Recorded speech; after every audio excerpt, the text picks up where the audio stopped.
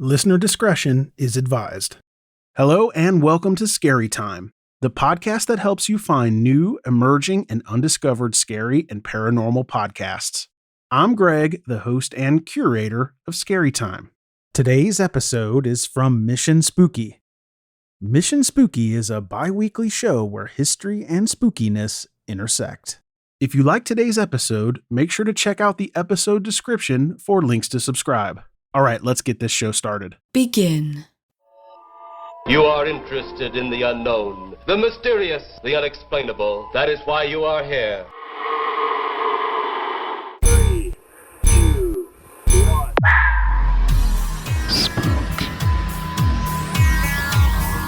We are gathered here as advisors, as scientists. The kind of place we expect a ghost to like to wander around.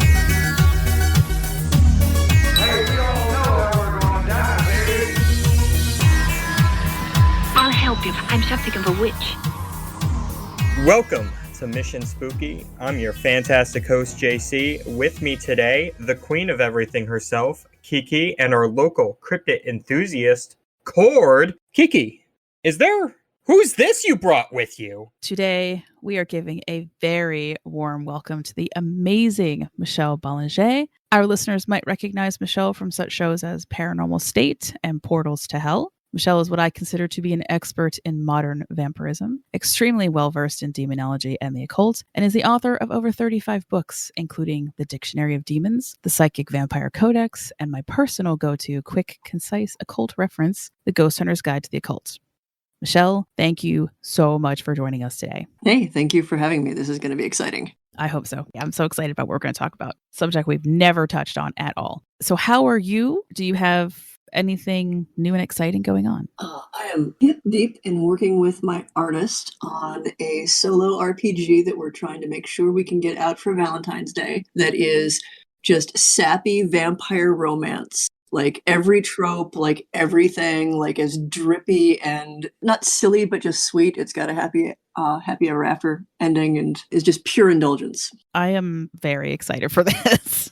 It's called Midnight's Kiss, and I just got to see the page perfs for some of the border and the character creation, and I'm really excited. Yeah, we're all a bunch of TTRPG people here, so. We sure are. Old Vampire the Masquerade player, now a World of Darkness writer, finally. Congrats. Are you currently doing any TV spots coming up? Oh, I know I was on a couple of episodes of Portals to Hell for the new season, but I have no idea when they're going to actually air. And I filmed an episode with Kesha's new paranormal show. But again, no idea when that's actually going to make it on air. But I got to get up close and personal with some human skeletons that were used in rituals. Oh, that's fun. Yeah, other people were like, oh, are you going to touch that? I'm like, fuck yeah, I'm going to touch that. Yeah. I didn't travel this entire way for nothing. How could I not touch that? That's amazing. Right? You underestimate the power of goth in me. I was scouring the internet in the late 90s, early aughts, trying to find a human skull to put on my bookshelves. Goodness. Yeah. So you're my best friend now.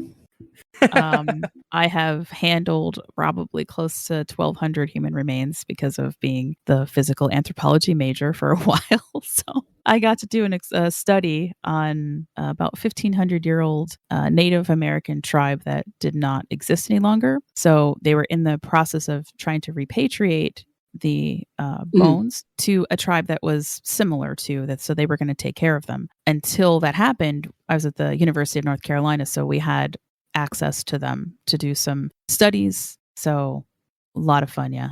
Bones are my jam, man. Today, we are going to be talking about getting sued for selling a haunted location.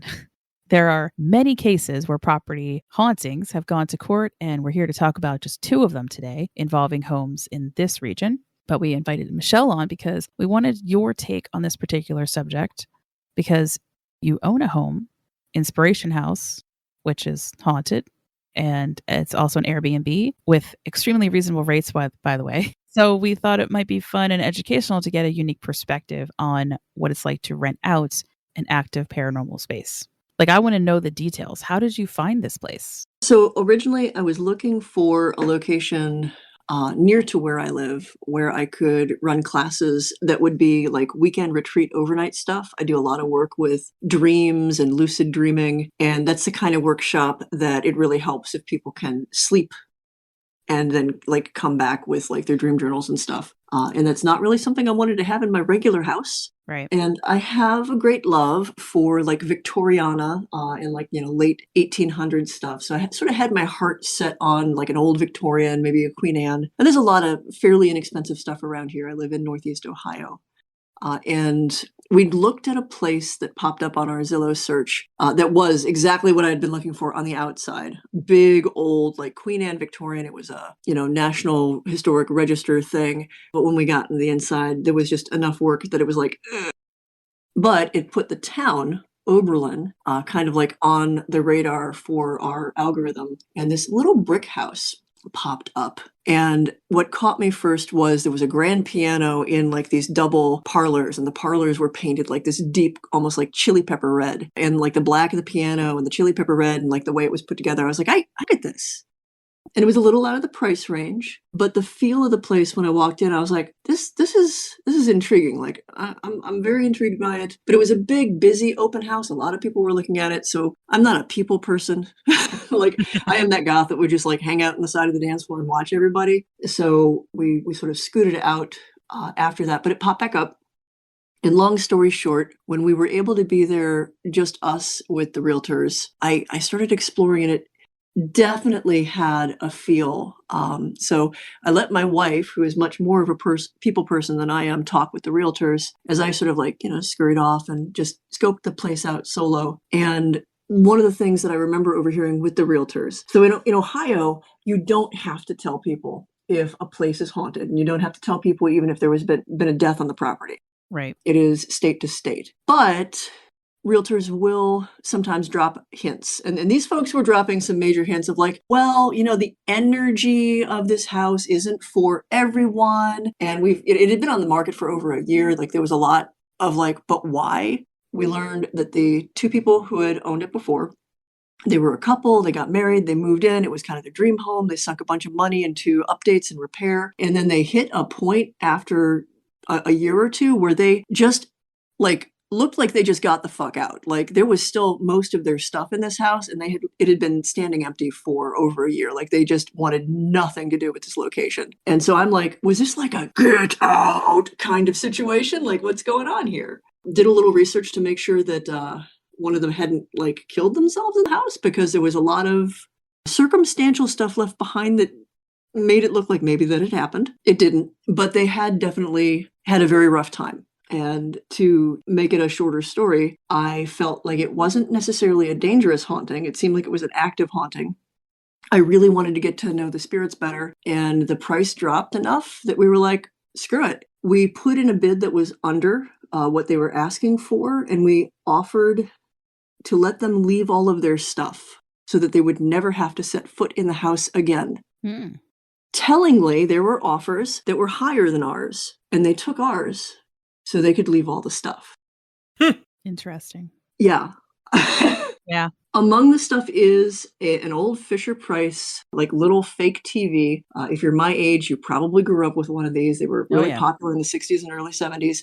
And we were going through all their stuff to go, okay, garage sale, Goodwill, give to friends, like what's actually worth keeping. And this thing started playing on its own. At first we were like, did we just jiggle the floors the right way? Like what's going on? Consistently, of all the things that they left behind, this thing plays on its own in ways that kind of defy what I think of as coincidence. Like I've tried jumping up and down in front of it. I've tried jiggling it. I've tried pretty much everything to be like, is it just broken the right way? And it will seem to respond to you. It will play usually as a greeting when I first come in. We've had so many people stay there where it just starts to spontaneously play, especially if they're talking about the residents of the house. It would be creepy if anything else happened after that, but it's just random thing plays. So they definitely had something going on. I truly believe it's haunted, and the realtors dropped enough hints that they were pretty sure, like they knew something was going on there too. Now, I read on the page that there's the room where you have stuff, And it says that, if you don't want to go in that room, you don't have to, but it's something that you kind of put together. Is that toy up there? Oh yeah, that toy's in there. Heck So, I mean, when the pandemic happened, the idea of having all these in-person classes kind of went out the window. Mm. So my wife had done stuff with Airbnb previously, and we retooled it a little bit as an Airbnb. And at first we were like, well, it's a cute little house. It's in a college town. Like, people coming in and out can just stay there. But enough people were like, private message. Do you know that there's footsteps that did you know about this? Or the person who stayed there who had somebody tuck them in. They fell asleep on the couches with the windows open, late fall, and they woke up and all the windows had been closed and somebody had tucked a blanket on them and they were the only person in the house. And fortunately, they were okay with that.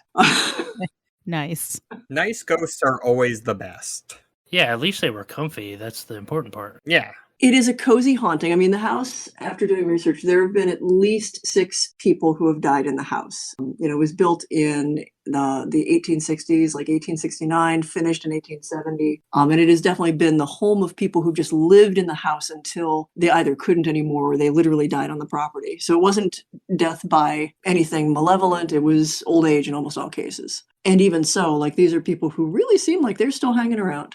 So, JC, when are we taking a trip? I've already thought about it. I would like a ghost grandma to make me cookies and stuff. That'd be cool.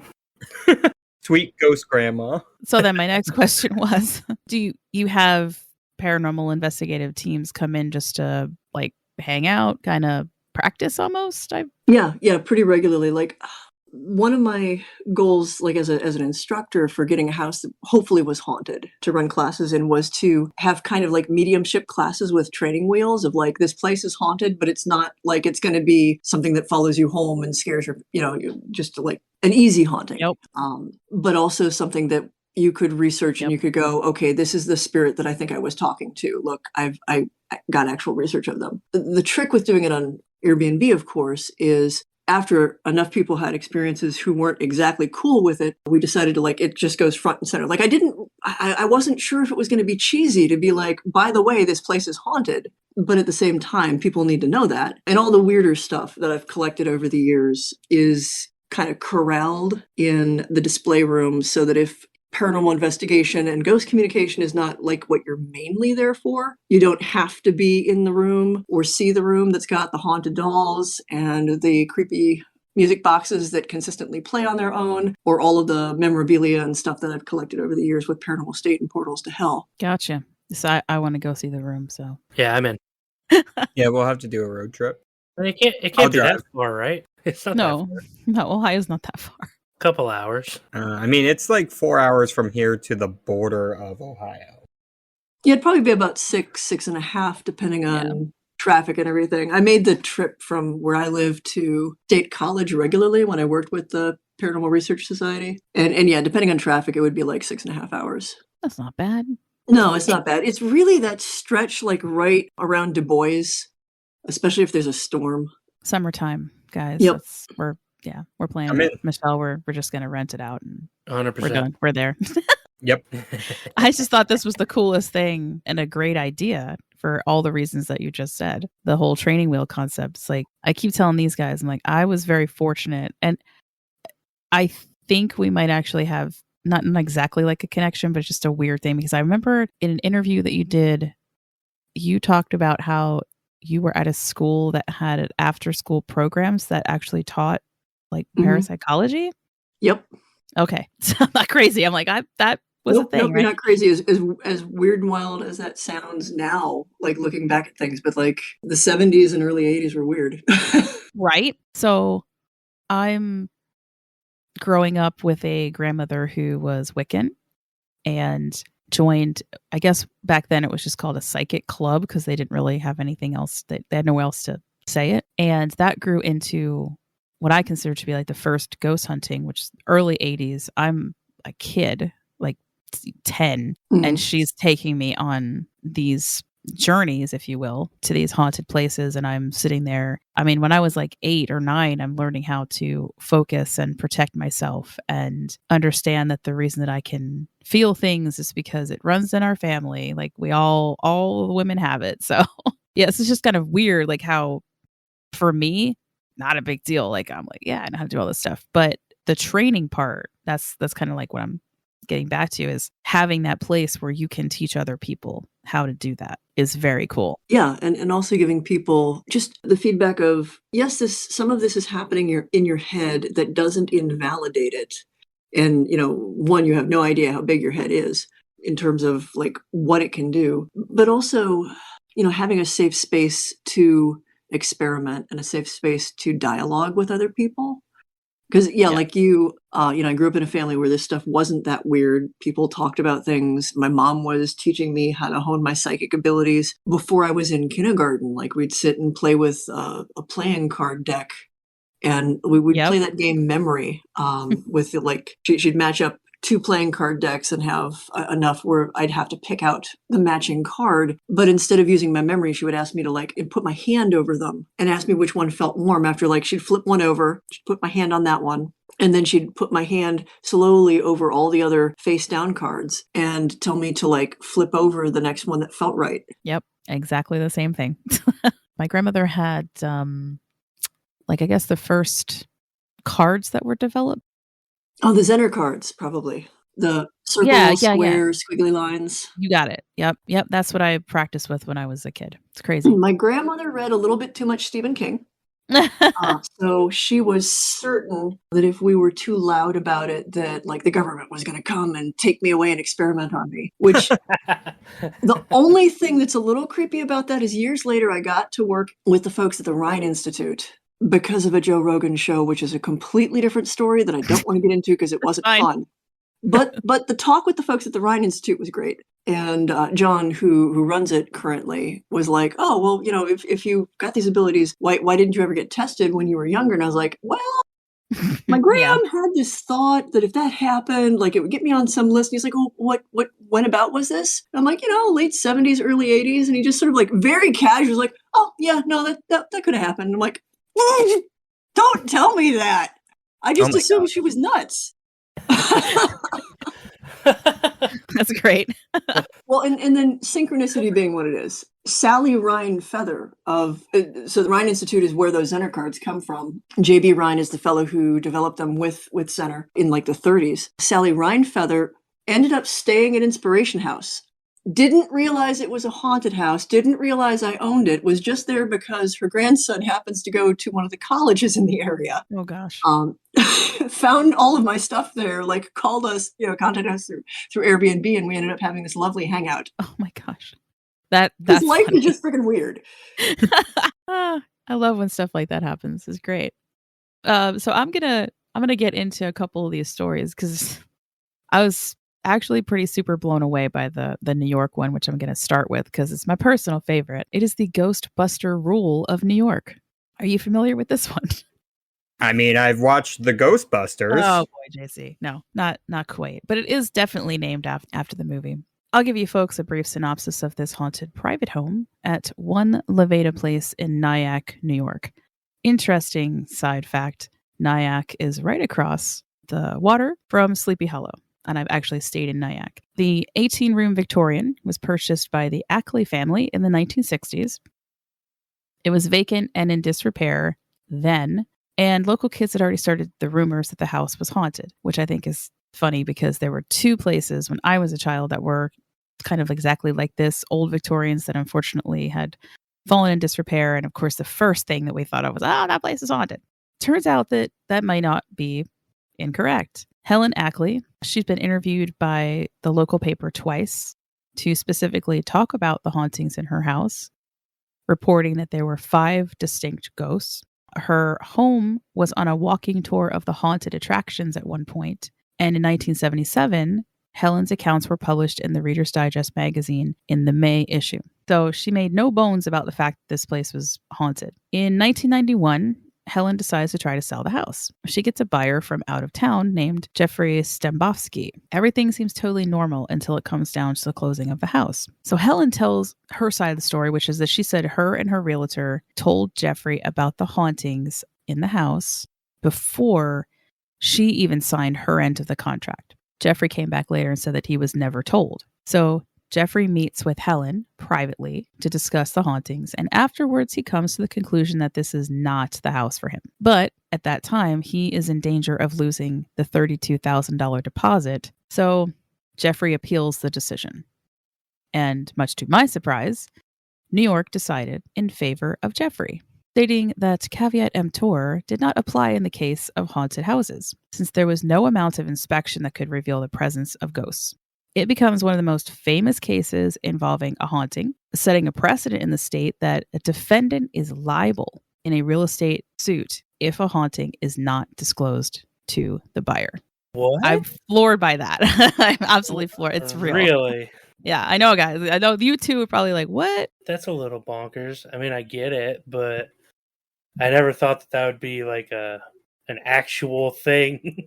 So New York goes on a little bit further. They do say that in cases like this, if it seemed as though, and I don't really want to put anything on Helen, she is no longer with us, but it appeared to the court a little bit too that she had specifically hired a realtor outside of Nyack and even outside of New York to make sure that she got some buyers who maybe didn't know the area that well. Because the house was so famous, like in the area. Mm-hmm. But while Jeffrey didn't want the home, there, of course, was an abundance of people who did, including the amazing Kreskin, who I'm sure Michelle knows who that is, but you two probably have no idea who that No guy idea, no. I'm like, he must not be that amazing. is. This is what happens when you work with younger people. Oh my God, you guys. So he's a mentalist. I'll just leave that out there. And collects all kinds of fun stuff. Yes. Or did. Collected this stuff. Yes. And he wanted it really bad. And for that reason, he was going to use the house as sort of a museum for all of the stuff that he's collected over the years, paranormal things. So he did not get the house, though. She decided to sell it to a young couple. There is a book available. It's published in 1995 by Bill Merrill and Glenn Johnson. And it talks about one ghost in particular, who is Sir George. And the book is entitled Sir George, the Ghost of Nyack. So for listeners who want a little bit more about that, the house was resold in 2016 for $600,000 over the comparable home price, coming in at a whopping $1,770,000. Well, I mean, these days, for the right buyer, ghosts are a feature, not a flaw. Yeah. Exactly. Yes. It would be a flaw for me. Look, I'm into spooky stuff. I don't want to live with no ghosts. They ain't paying rent. They got to get out. In our house, they're invisible roommates who don't pay bills. Right? Yeah. I mean, honestly, though, like, I kind of get it. It kind of seems like she was shady about the whole thing. Like, she knew. Like, she was trying to be public about it being haunted. And then when she was trying to sell her house the first time, she didn't want people to know. It kind of seems like she was being shady about the whole deal. Yeah, and I mean, it raises the question of, like, what does a haunting do for your market value? I mean, is it about perception? Because so much about, like, assessing a house's, especially like the street value, is just how does it look from the street? And, you know, is it creep factor could kind of be figured into that. I mean, look at what we've just recently seen with the house, the Conjuring. Yeah. Oh yeah. And it's not anything grand to look at, but it's like over $1 million because people are interested in the haunting.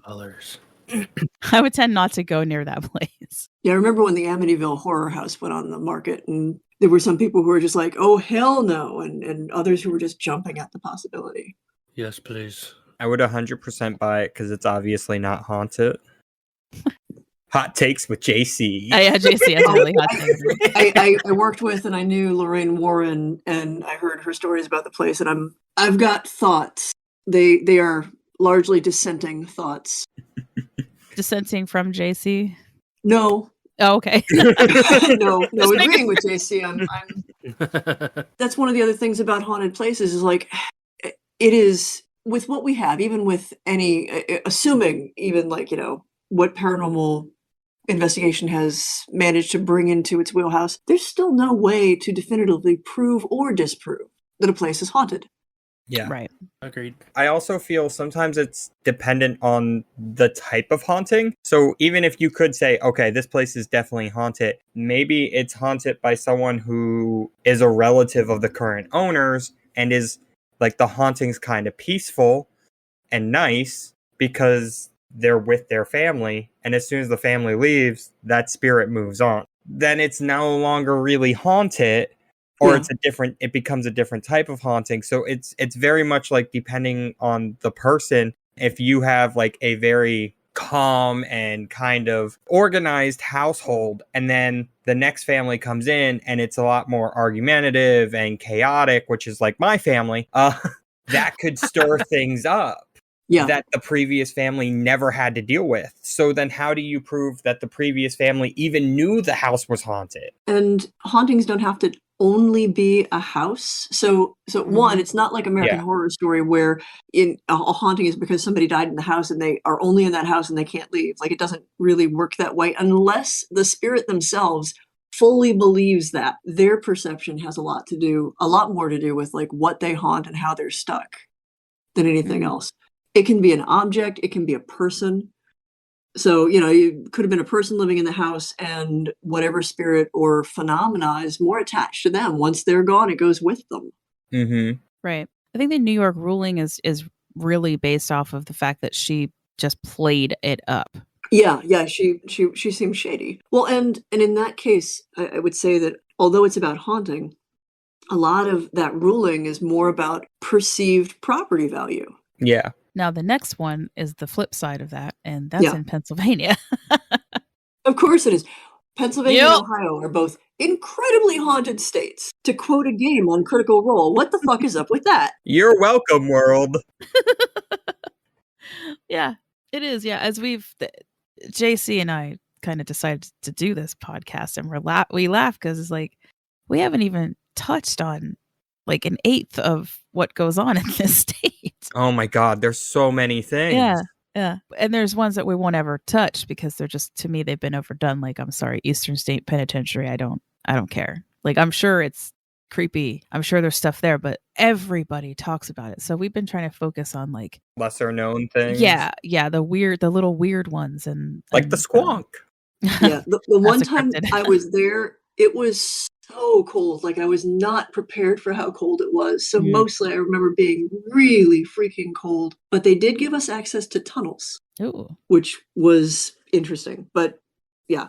So I guess that's what happens when you work with somebody like Jack Osborne, who can kind of like be like, my psychic says that there's some underground stuff here. Is there? And they're like, we're not allowed to let people down there, but yeah. Right.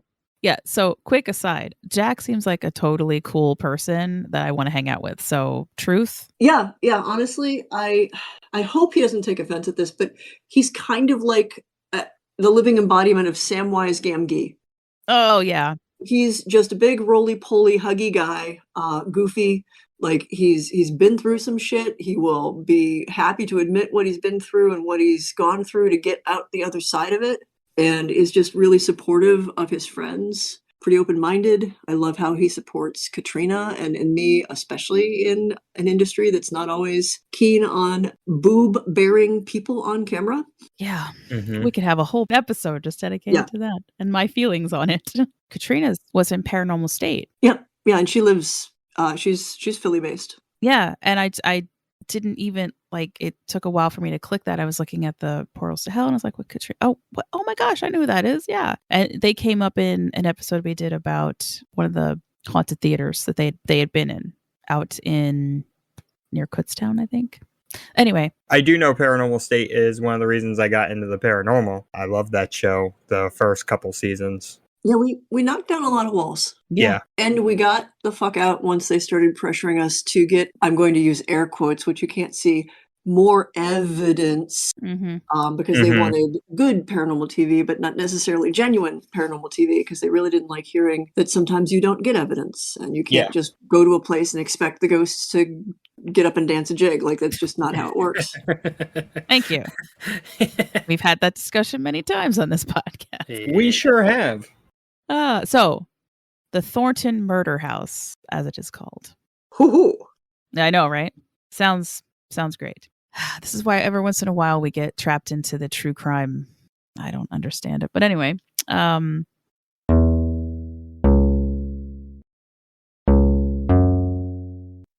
this one's kind of complicated. In February of 2006, the owner of a Thornton, Pennsylvania home on 12 Pickering Trail.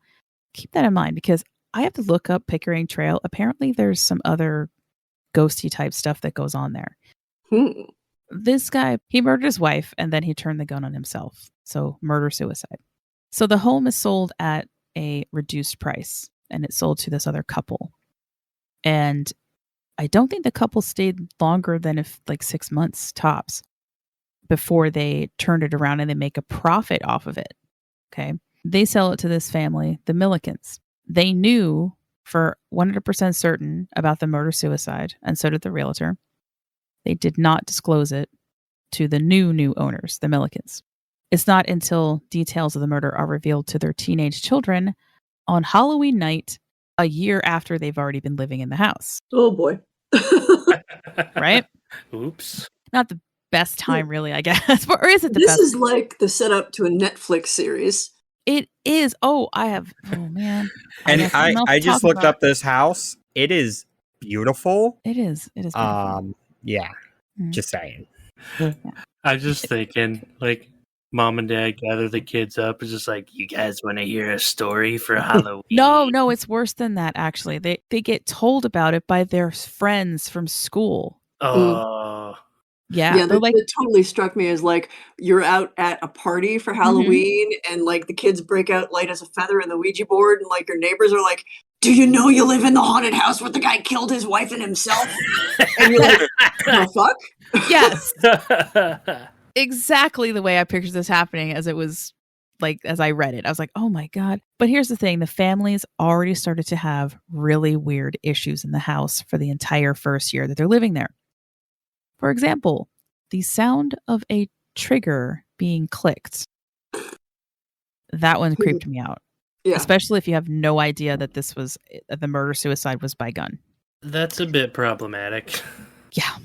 The feeling that someone is sitting next to them in the master bedroom while they sleep. That is where the murder took place. Oh, that's joyful. Yeah. I call them children, but these are teenagers. They're like 14 and 16, I think, at the time. The children seeing something they kind of described as a black mist and hearing footsteps behind them while they're walking down hallways. And on 2 occasions, their son, who was 14, saw a dark figure with, quote, frightening face, and would kind of mark these occasions down, and later found out that the second time that he saw this was on the anniversary of the murder-suicide on February 11th, 2008, the second year anniversary of the suicide. So Janet Milliken decides that she is going to sue the previous owners and the real estate company, claiming that they had deliberately hidden the murder-suicide. Unfortunately, it's not until 2014, but the Supreme Court of Pennsylvania affirmed the lower court's determination that, quote, psychological stigmas on a property do not constitute a material defect requiring disclosure. Oof. And so they are stuck with that house. Yeah. Ugh. The Netflix thing, I just want to mention this because I was going to add another house in here, and this one's in New Jersey. I guess the title or the way this is always talked about is called The Watcher of Westfield. Okay. Oh, I think I know about this house. Okay. I'm just going to mention it because, listeners, I need to do like a whole episode on this place. This is the creepiest and weirdest thing. And it's not necessarily paranormal, but it's so out there. It is like a movie. And guess what? The rights to it have been sold to Netflix, so we're going to get to see the movie. Oh, okay. I'm excited. I think they're going to do a series because it takes place over a long period of time. So I think it would be better if of like a short series, like maybe a 6-part. The short of it is that in 2014, these people buy what they consider to be like their dream home. It's $1.3 million mansion. It's absolutely gorgeous. They start getting these weird letters from someone who calls themselves the Watcher. At least 4 that I've found so far have been made public. And they did DNA analysis on the letters and on the envelopes and found out that the only thing they could say was it was written by a woman, but they have no idea. It's definitely not anybody in the family. It was an ongoing investigation. It has all kinds of twists and turns, and it's kind of a sad ending because these people wound up taking a huge loss on this house. Yeah, it kind of needs like its own episode. It's so crazy. So not necessarily haunted, but it does talk a little bit about how, once again, New Jersey, they didn't really care enough, like especially the people in the area. They didn't want to do anything about it. The disclosure part of it was that the people who owned the house before did have a couple of letters sent to them that sort of threatened them a little bit because their dog barked too much. Okay. Yeah, and they just dismissed it. And so when the couple calls them up and is like, what's going on? Like, this is crazy. And very specific stuff like about their children and super creepy. And Like, I think one of the letters even says how it comments on the laugh of one of the kids. yeah, They have somebody living between the walls, because what the fuck? that's in one of the letters. Like, Yeah, it's super weird. I'm not even joking. He talks about the secret passages inside the house and that they know them and stuff. And they got so they wound up that's too much. they wound up buying another house, kind of, and renting another house to live in while they had this huge house that they had to pay for. And it's sad because immediately the people around them, they didn't rally around them. Like in the neighborhood, they were like, "Oh, so you just can't afford the house. That's why you're trying to get out of it." It kind of that's weirdly like your house has a stalker. Mm-hmm.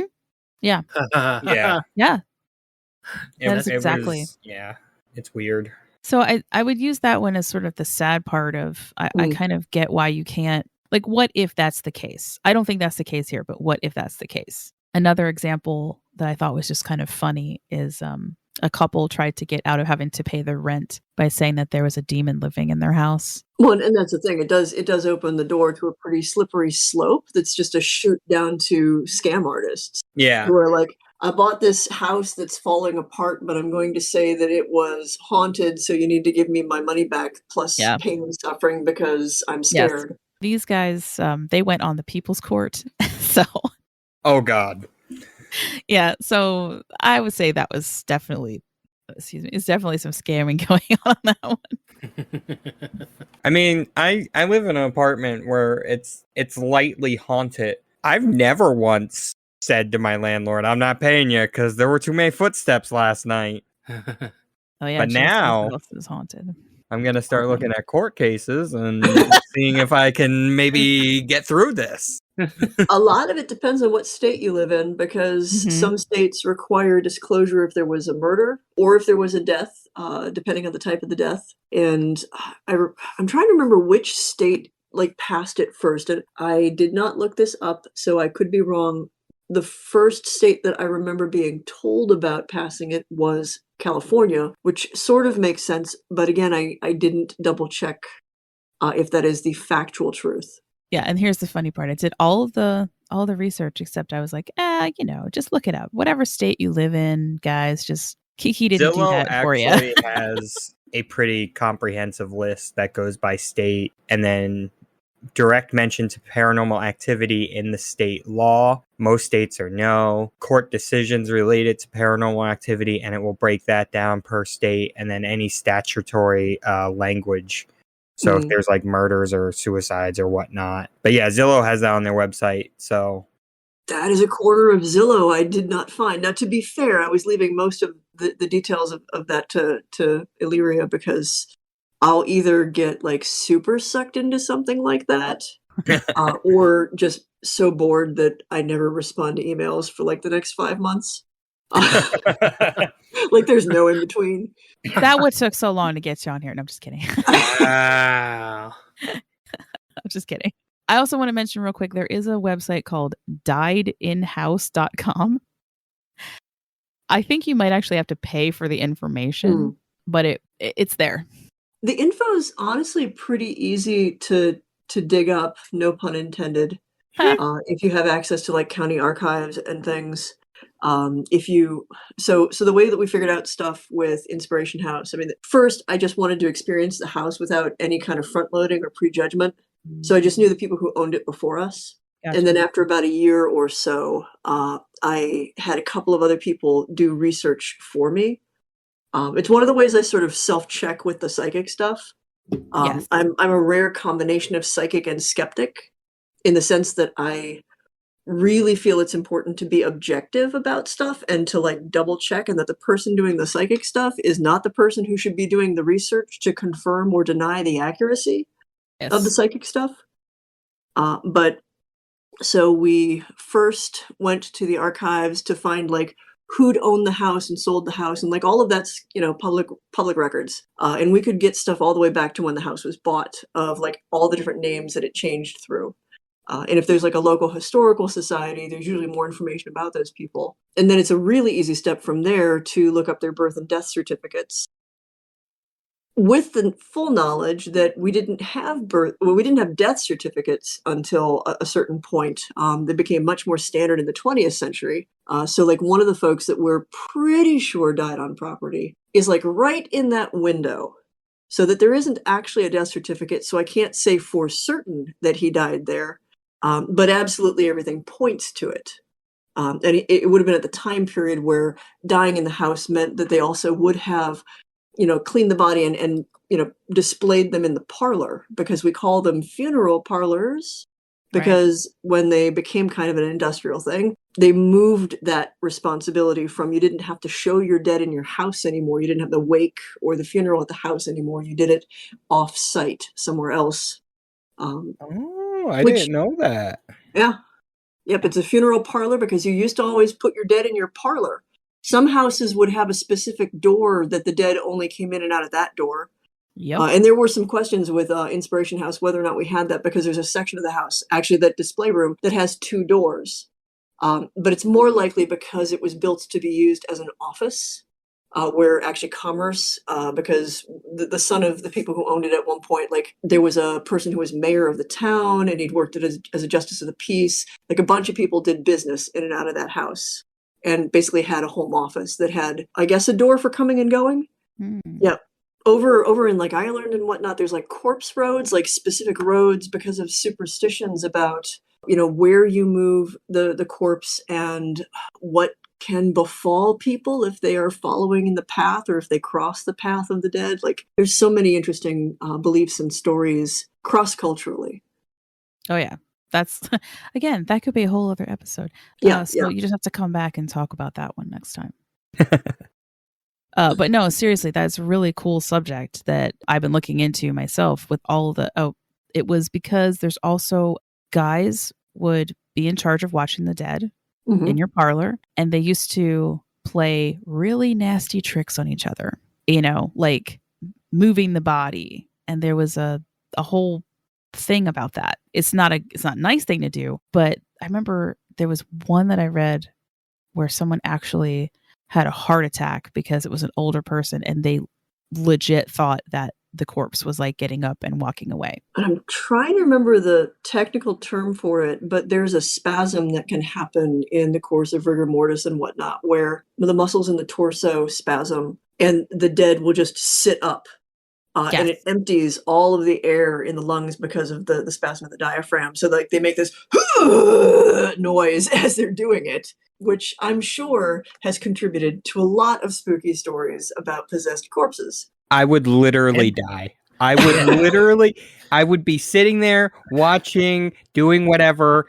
That would happen. I would scream and die. Yep. Yeah, it probably also led to some very serious trauma. Yes. not just oh, hey, Grandpa! Just trauma. Just, oh my God.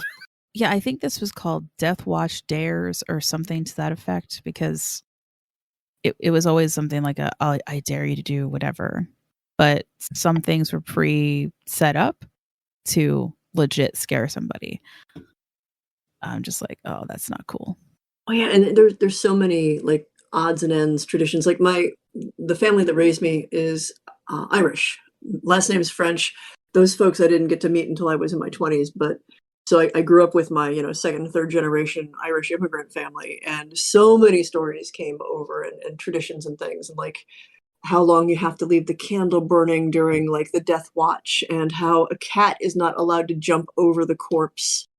Actually, there's a couple of traditions where if a cat jumps over the corpse, that's how you get a vampire. Oh. Oh, man. Did we not talk about that one? I don't think we did, because that sounds new to me. I mean, I only pay attention to like 30% of what you say, Kiki. Thanks. But that one sounds new to me. Yeah, we did not talk about that, at least the last vampire episode. I mean, take it with a grain of salt, because if your parents had sex on a day of abstinence like Christmas and you were Yes. conceived, that's also how you come out a vampire? Yes. I do believe we did talk about that. Wait, We did vampires in Pennsylvania. holidays are days of abstinence? Yeah, we're all in in trouble. the old church, there were specific days where you were not allowed to have What? sex. You were supposed to be fasting, holy day, blah, blah, blah. Yeah. And if you broke that by boning, you boned your kid, who would come out strange. Oh, well, I'm strange, but I don't know if that's the reason why.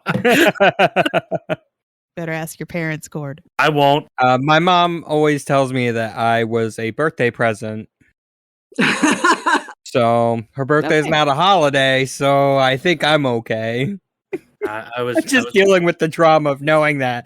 I was kicked down the stairs. I wasn't abstinent. I wasn't abstinence day conceived. I was just kicked down the stairs. It's fine. Wow. God, Cord. Yeah, I don't know if it's something like hippie parents, but like my mom felt the need to like point out where I was conceived, like drove me past the house at one point. I'm like, I really could have been fine without knowing that. That's great. I mean, I figured it was a dorm in Kent State because you were a college student, but cool, it was off campus. I thankfully have no idea about where I was conceived. Thank you. Thank you. All I know, my birthday is Halloween, so Oh, lucky. I know, right? I love it so much. I think that puts you in the range for potential Valentine's Day. Maybe. I don't know. Again, I never bothered to, go back and do that research. It's not. I that never important. bothered to do the research either. My mom just willingly gave it one night. Right? It's not like it's something that you sit down and be like, hey, Mom, tell me about this. No, Yeah. they're just like, hi, I'm Captain TMI. I'm just going to share this with you because for some reason you need to know. Yep. Never did that research, Kiki. This is a perfect segue into our musical guest today. Speaking of inappropriate mothers. Oh no, Valentine's Day. That's where I was going. No. Our featured music today is from Hororhaus with a new single called Bloodlust off the forthcoming EP, which will be released on Bandcamp on Valentine's Day. Perfect because it is a concept EP about a vampire who lost his beloved before he could turn her and now has found her again in another life. You guys know I absolutely love all the music from both of these albums, but Hororhaus is one of my favorite goth bands. Scott is absolutely amazing. And when we get back, Michelle is going to tell us a bit about her current projects and where you can find all of her stuff.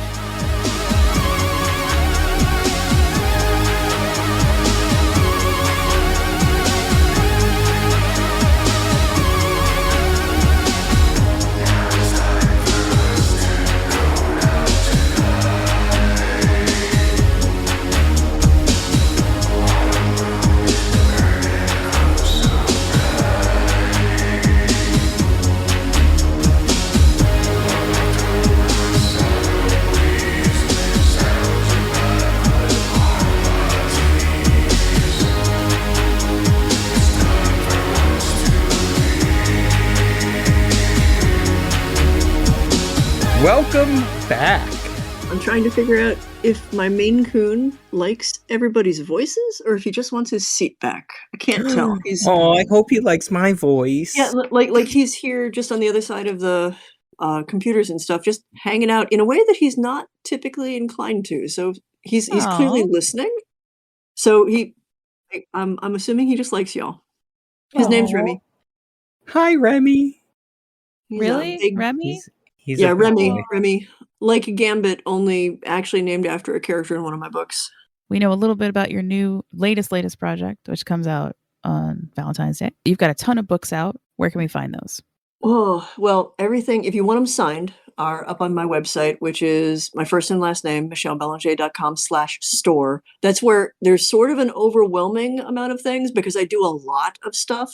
So there's like homemade incense that's recreated from like 3,000-year-old recipe and a bunch of other weird stuff that I do. All the classes that I offer, largely thanks to the pandemic, which are online and available digitally. I do teach a bunch of stuff, and if you like want a community to hang out with, shoot the shit with, and I'll learn and kind of just interact with, that would be my Patreon, patreon.com/haunted. And then we've been getting the rights back to some of my earlier books.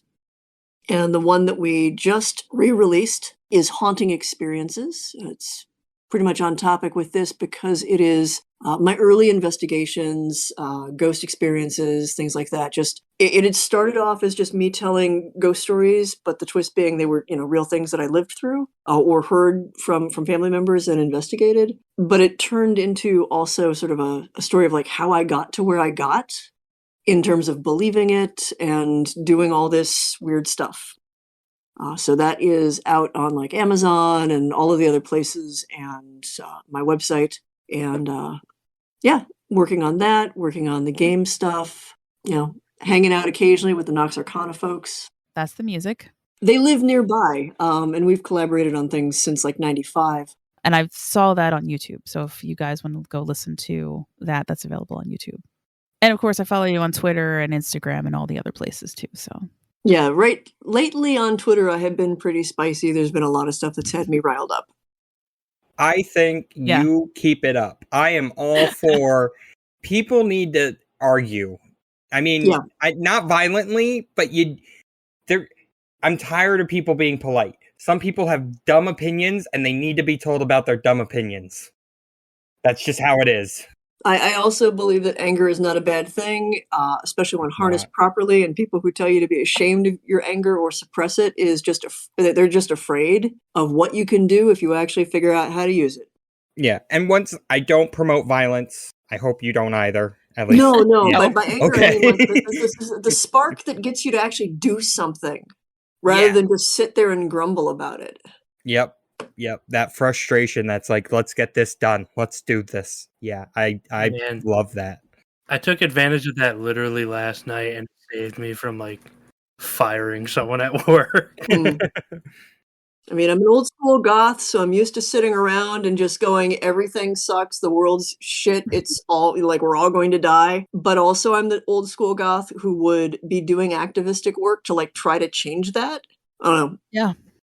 I do want to promote one of the books, because it's that you have on your website. It's something that I feel I could even, like, actually read. It's called D is for Demon. I'm going to be buying this because it sounds fantastic. It's a picture book for adults. It is a demon. It is a demon picture book. It's what happens after doing the sort of research that I did for the Dictionary of Demons, where I was like reading 16th century Latin in German block script on a digital manuscript, trying to track down something that had been misquoted for like centuries. And like after a while, I was just sort of like barking at the walls, kind of overworked. And in the spirit of the Gashley Crumb Tinies, if you're familiar with Gory's work, this silly, dark little ABC book came out, which is D is for Demon. Like C is for Cassiel, who's an angel on high, except for when he's slumming with his friends on the sly. Absolutely love it. I'm in. I know, right? Yeah, I'm signing up for so I can get it. Right now I am going to be buying this. This is gonna be how we teach JC to read for the podcast. So the ongoing joke from day one is that JC doesn't read, that he's illiterate. That I don't know how to read, yes. And that's why he does no research for the podcast. It's one of the reasons. I mean, sometimes it's really helpful to have somebody who's got no context whatsoever, because you'll think to ask questions that if you're steeped in it, you don't. Exactly. That's why I'm good at asking questions that Kiki doesn't want me to ask. Are you? Are you good at asking questions? It's not usually pertaining to whatever she's talking about, but yeah. Michelle, thank you so much for coming on the show. It's been fun. For me.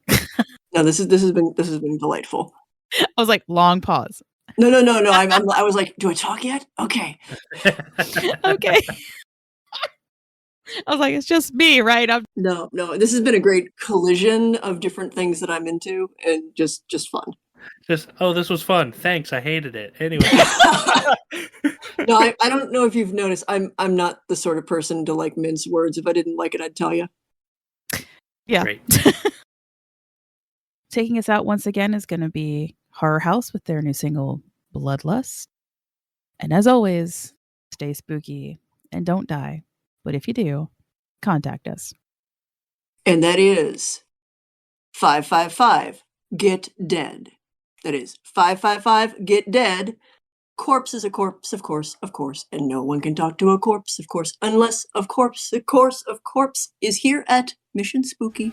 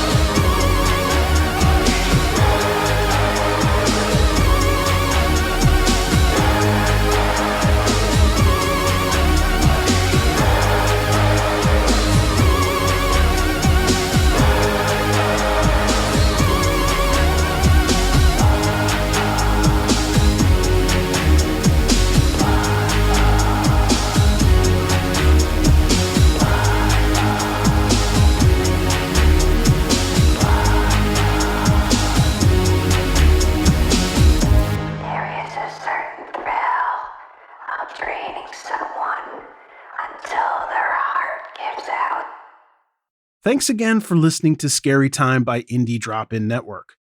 If you would like to nominate a scary or paranormal podcast to be featured, just send me a tweet at IndieDropIn. I'd also love to hear if one of our featured podcasts is now your favorite show. Indie Drop-In survives off ad revenue and listener donations. If you would like to contribute, please consider buying me a coffee. You can go to buymeacoffee.com/IndieDropIn. If you look at the very bottom of the episode description, you will see a link to make it easy. Indie Drop-In also has many other shows you might like. Just go to IndieDropIn.com. See you next week.